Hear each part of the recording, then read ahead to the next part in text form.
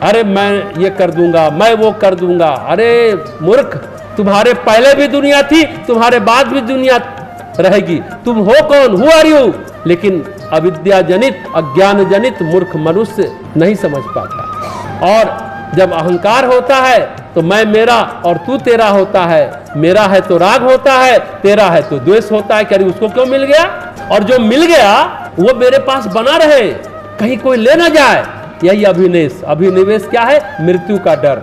लेकिन मृत्यु को तो किसी ने देखा नहीं है, मृत्यु तो अज्ञात है। दरअसल मृत्यु नहीं, हाय मेरा पोता, हाय मेरी पोती, हाय मेरी संपत्ति, हाय मेरा बैंक बैलेंस, हाय मेरा शेयर का पैसा।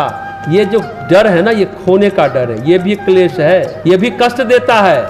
ये मेरा है, मेरा बना रहे, जबकि ये समझता ही नहीं है इंसान कि ये माया है, ये परिवर्तन है। माँ जोड़ या, जो नहीं है। माया कभी किसी के पास स्थिर नहीं रही।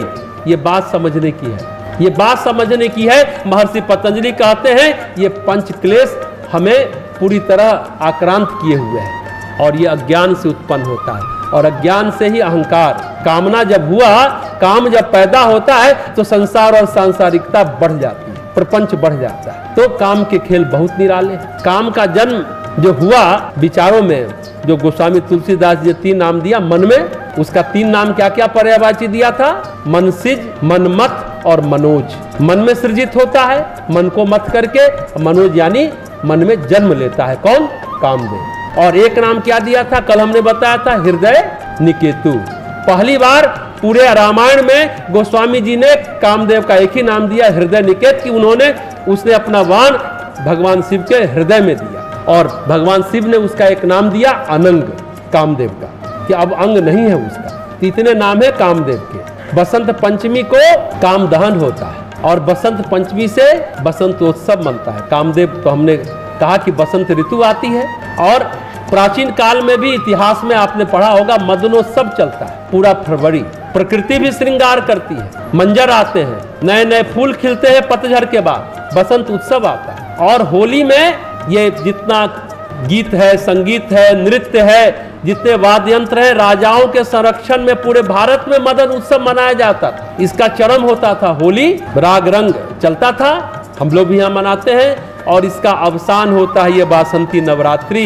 कल राम का जन्म होगा, राम है तो काम नहीं है, काम का दहन हो गया, काम जा चुका रहता है। जो भी पर्व त्योहार है उसके पीछे बहुत सारी बातें हैं, बहुत वैज्ञानिकता छिपी हुई है। इसको समझने की बात है। मदन उत्सव का समापन रामनवमी से हो जाता है। बासंती नवरात्रि इसी को कहा जाता है, चैत्र नवरात्रि को। तो काम के खेल बहुत निराले हैं, विविध रूपों में, विविध ढंगों से जीवों को बांधता है।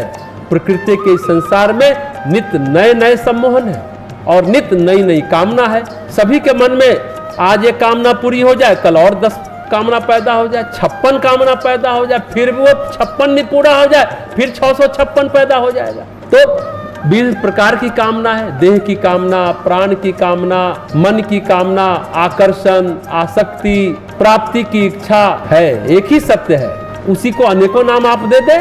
उस सत्य का उद्गम होता है काम से। इस संसार में काम निवृत्ति होती नहीं है। काम निवृत्ति का सरल साधन है कि काम का रूपांतरण हो। काम नष्ट नहीं होता, काम रूपांतरित होता है। काम ऊर्जा यानी जीव ऊर्जा है। काम ऊर्जा नष्ट होगी यानी जीव ऊर्जा समाप्त हो जाएगी, जीवन समाप्त हो जाएगा। इसलिए काम नष्ट नहीं होता, काम का रूपांतरण होता है। महादेव भी कामदेव दहन के बाद काम को जो नया जन्म दिया वो यही रूपांतरण है। दहन करके अनंग बताया कि सबके अंगों में निवास करेगा। इसी रूपांतरण का परिचय और पर्याय है नया जन्म दिया।